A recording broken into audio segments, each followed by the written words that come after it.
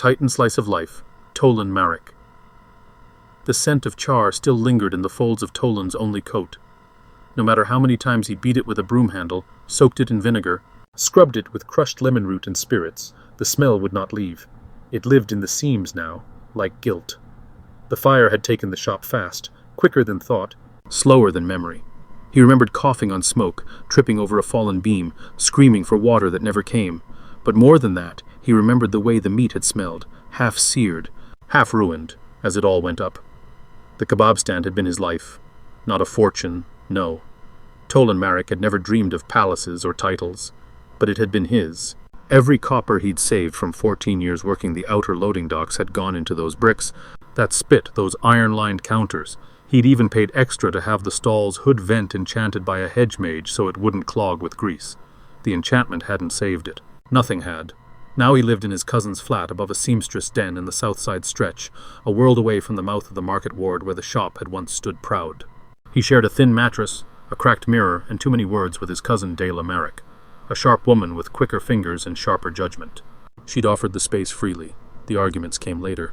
"You're not even trying," she snapped last night, pointing at the empty bottle on the windowsill. "I am trying," he'd slurred, "trying to sleep through the bloody night without tasting ash." Dela had turned away then, quiet and tight-lipped. Tolan didn't blame her. Not really. Most mornings he didn't get up until the church bells tolled mid-forenoon. He told himself he needed rest to heal. But he wasn't healing, just hiding. Today was different. Today he rose before the bells, dressed slowly, buttoned his shirt all the way to the collar, washed his face with cold water. Then, with trembling hands, he took out the rolled letter from Darvoth Bitterbrew and read it again. Tolan. "Word is you're not done yet. That's good. I've got a cart frame in the storage room, and a vendor permit I can call in a favor for. Nothing fancy, but it'll keep you moving. Come by the keg." D. The note had arrived 2 days ago, tucked into a burlap bundle with a clean apron and 5 gold pieces. Tolan hadn't touched it until now. He stepped into the late morning fog, boots scuffing stone, the old city breathing around him. He passed the alley where the old widow sold fried dumplings, the shuttered stall where his friend Orlin used to sell ceramic runes, and finally turned the corner into the heart of the market ward. He didn't go near the ruins. He couldn't, not yet. Instead, he kept walking, dead, until the sign of the broken keg came into view. Inside, the warmth hit him like a punch to the chest. Roasted meats, yeast and sweat, laughter too honest for how much it cost. Darvoth stood behind the bar, his tusked grin softening as he saw Tolan. "Well," the orc said, setting down a mug, "you look like a man about to remember how to live."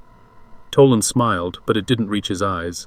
"I look like a man who forgot how to stand for a while," he replied, voice hoarse. Darvoth chuckled.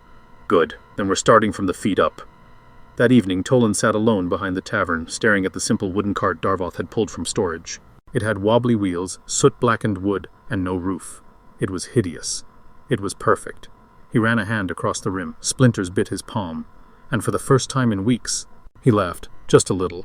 Tomorrow he'd sweep out the cart. The day after he'd sharpen his knives. The meat would come later. And maybe, just maybe, the customers too. He wasn't whole. Not yet. But fire hadn't taken everything. Not the scent memory of cumin and smoke. Not the rhythm of the skewer spin. And not, despite it all, the part of him that still believed in a charcoal ember catching flame.